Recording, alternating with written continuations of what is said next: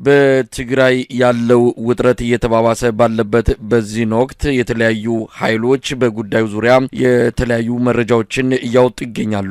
የትግራይ ክልል ጊዜያዊ አስተዳደር ጉዳዩን በተመለከተ መግለጫ ሰጥቷል። ድርድር ካስፈለገ ዝግጁ ነኝ ሲልም አስታውቋል። የአብይ አህመድ አገዛዝ እስካሁን ይፋዊ በሆነ መልኩ ስለ ጉዳዩ የሰጠው መግለጫ የለም። ያለው ውጥረት በአብይ አገዛዝ የድሮን ጥቃት ጨምሮ ነገሩ ወደ ከፍተኛ ውጥረት ሊሸጋገር ይችላል የሚለው ስጋት ተጠናክሮ ቀጥሏል። የአፍሪካ ህብረት ሁሉም ወገኖች ጉዳዩን በጠረጴዛ ዙሪያ እንዲፈቱና ነገሮችን እንዲያረግቡ ጥሪ አቅርበዋል። በፋኖም ሆነ በህወሓት በኩል ጉዳዩን በተመለከተ እስካሁን የተሰጠ ማብራሪያም የለም። ፋኖ በዚህ ጉዳይ ላይ ጣልቃ እንዳይገባ በተለያዩ ኃይሎች ግፊት እና ጫና እየተደረገ ይገኛል። ለማንኛውም በትግራይ ክልል ያለውን ወቅታዊ ሁኔታ እንመለከታለን። የዘውትር ተሳታፊያችን መስመር ላይ ይገኛል። እንግዲህ ብዙ ነገሮችን እየሰማ ነው። በተለይ በትግራይ ክልል ወደ አማራ ክልል ወልቃይት ጠለምትና ራያ ከነዚህ ጋር ተያይዞ ህወሓቶች ጦራቸውን አስገብተዋል የሚል ነገር ተሰምቶ ነበረ። አሁን ባለው ሁኔታ ከፍተኛ ፍጥጫ እንዳለ በሁለቱም ወገኖች በኩል የድል ዜናዎች እየተሰማ ያሉ። ለማንኛውም በአንተ በኩል ምን አለ? ይህን የተመለከተ ልዩ መረጃም አንከር ሚዲያ ደርሶታል። ይህም በቀጥታ እንደምታቀርበው ተስፋ አደርጋለሁ። ወደ አንተ ልለፍና ያለው ሁኔታ ምን ይመስላል? አመሰግናለሁ መሳይ። እንግዲህ ችግሩ የተፈጠረው በጸለምት አካባቢ የሚገኙ የመንግስት ጄኔራሎች የቲዲኤፍ ወታደራዊ አዛዦችን በቀጠናው ሰላም ጉዳይ ላይ በፕሪቶሪያው ስምምነት ጉዳይ ላይ እንነጋገር በማለት በተለይ በዋናነት በዛ አካባቢ የሚገኘውን አርሚ 11 የሚባለውን የሎጂስቲክስ ኃላፊና ወታደራዊ አዛዦችን ለውይይት ከጠሯቸው በኋላ በመከላከያ ካምፕ ከተገኙ በኋላ ተማርካቸዋል በማለት እንዲቀመጡ ካደረጉ በኋላ በጌታቸው ረዳ የሚደገፉ በተለይ በዋናነት ከ6 ወርና ከ5 ወር በፊት የህወሓት ኃይሎችን ከድቶ የመከላከያ ሰራዊትን የተቀላቀለው ሀጎስ የተባለ በዛ አካባቢ የሚንቀሳቀስ ይህን ሰው ወደፊት በማስቀደም ሙሉ ጦርነት ለመክፈት ከፍተኛ ግፊት ተደርጎ ነበረ። እንግዲህ በዋናነት ምንድን ነው የጦርነቱ ዓላማ? ምንድን ነው? የቲዲኤፍ ኃይሎችን መምታት ነው? ቦታውን መቆጣጠር ነው? የህወሓት ኃይሎችስ ተሻግረው ጸለምትን፣ ወልቃይትን፣ ጸገዴን፣ ራያን መያዝ ነው? አይደለም። ይሄ በመንግስት ኃይል የተቀነባበረ ሴራ እንደሆነ የአካባቢው ማህበረሰብ በደንብ ተረድቷል። ውጊያው በጀመረ በጥቂት ሰዓታት ውስጥ ደባርቅ ላይ፣ አዳርቃይ ላይ፣ ማይጸምሪ ላይ ሰላማዊ ሰውን መፈክር ይዘው እንዲወጡና ሰላማዊ ሰልፍ እንዲያደርጉ አድርጓቸዋል። አሁን እየደረሰን ያለው መረጃ በተለይ በዋናነት በትግራይና በአማራና በአፋር አዋሳኝ ድንበሮች አካባቢ ከፍተኛ ውጥረት ተከስቷል። በአንዳንድ ቦታዎችም ላይ ጠንከር ያለ የከባድ መሳሪያና የቡድን መሳሪያ ከፍተኛ ቁጥር ያለው የሰራዊት ኃይል ተመድቦ በተለይ በጸለምት አካባቢ በመጀመሪያ የአማራ አድማ ብተናና ሚኒሻን ከፊት አሰልፎ በኋላ ደግሞ በነጌታቸው ረዳ በስምረት ፓርቲ የሚመራው በተለይ ይሄ ሀጎስ የተባለው ከድቶ የመጣውን ኃይል ይዞ ወደ ሁለተኛ ረድፍ ላይ እንዲገባ፣ በሶስተኛ ረድፍ ደግሞ የመከላከያ ሰራዊቱ በከባድ መሳሪያና በቡድን መሳሪያ ሽፋን እንዲሰጠው በማድረግ ጦርነት ለመጀመር ከፍተኛ ጥረት አድርጎ ነበረ። እንግዲህ የቲዲኤፍ ኃይሎች ራሳቸውን ተከላክለው የመጣውን ኃይል መክተው እንደመለሱ ነው መረጃዎች የሚያመላክቱት። እንግዲህ ሰሞኑ ጌታቸው ረዳ አደባባይ የእሱ ተባባሪዎች እነ ጻድቃንና ሌሎችም የአብይ መንግስት ህወሓትና ቲዲኤፍን ለምን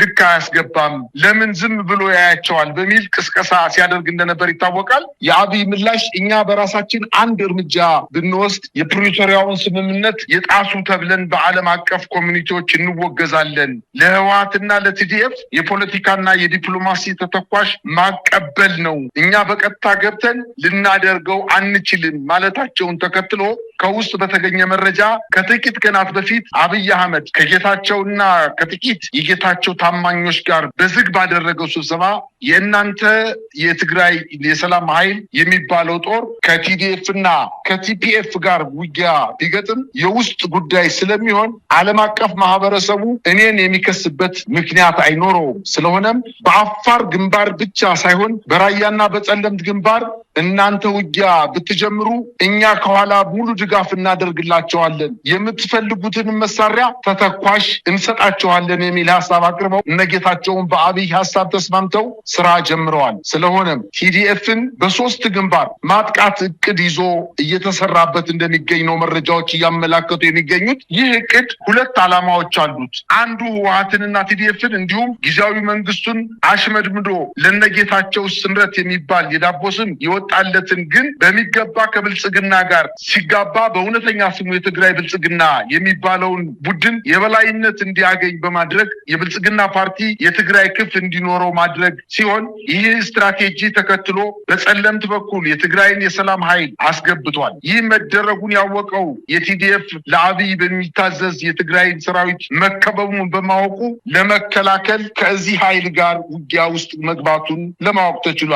ይህ ሰበብ አድርጎ የአብይ መንግስት ራሱ ሰራዊት ከቲዲኤፍ ጋር እንዲዋጋ አድርጓል። በሁለቱም ወገን ቀላል ያልሆነ ጉዳት ተስተናግዷል። ሌላው በጸለምትና በራያ በኩል የትግራይ የሰላም ኃይል የተባለውን ቡድን በመጠቀም የሚከፈተው ጦርነት ቲዲኤፍን ራሱን ለመከላከል ሲል የሚወስደውን እርምጃ ራያና ወልቃይትን መልሶ ለመያዝ የተጀመረ የህዋት እንቅስቃሴ አድርጎ በማቅረብ በህዋትና በፋኖ በኩል የተጀመረውን በትብብር የአብይን አገዛዝን እንደምስስ የሚለውን ትልም እንዲሰናከል ማድረግ ዋነኛ ዓላማው እንደሆነ ይናገራሉ። የውስጥ አዋቂዎች እንደተገኘው መረጃ የአማራና የትግራይ ታጋዮች በጋራ የአብይን አገዛዝ ለመታገል ከፈለጉ በትግራይ በኩል ወልቃይትንም ሆነ ራያን በወታደራዊ ዘመቻ ለመያዝ የሚደረግ ጥረት እንደማይኖር ከነዚህ ሁለት አካባቢዎች ጋር በተያያዘ ችግሮች አብይ አህመድ ከተወገደ በኋላ በሁለት ወንድማማቾችና እህትማማቾች ህዝቦች በሰላማዊ ውይይት ሊፈታ እንደሚችል ነው። ይህ ስምምነት በፋኖና በቲዲኤፍ ብቻ ሳይሆን በሶስተኛና በአራተኛ አካላትም አማካኝነት በተደረገ ውይይት የተደረሰበት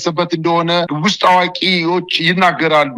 ይህን መረጃ ያጋራናቸው አንድ የኢትዮጵያና የቀጠናው ፖለቲካ በሚገባ የሚያውቁ ስማቸው እንዳይጠቀስ የፈለጉ የፖለቲካ ሰው ሁኔታው በጣም የተወሳሰበ እንደሆነና ፋኖን የትግራይን የሰላም ኃይሎችን ኤርትራን የጨመረ ጦርነት ሊቀሰቀስ የሚችልበት እድል ትልቅ ነው ሲሉ ይናገራሉ። እዚህ ላይ ፋኖ እና ቲዲኤፍ ሁለቱም ከስሜት ነፃ ሆነው የተሸረበባቸውን ሴራ ማጥፋት አለባቸው ሲሉ ይገልጻሉ።